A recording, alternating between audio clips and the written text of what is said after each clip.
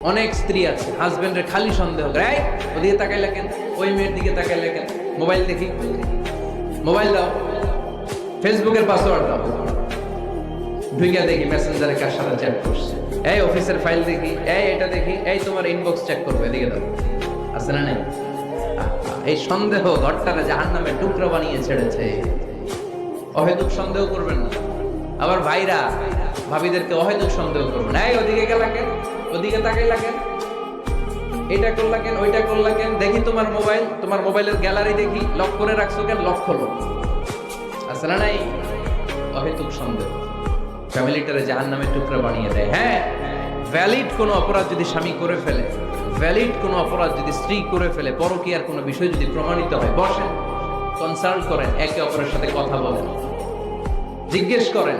কিন্তু অহেতুক, আমি অনেক ফ্যামিলি এরকম দেখেছি, আমার কিছু বন্ধুকেও আমি দেখেছি।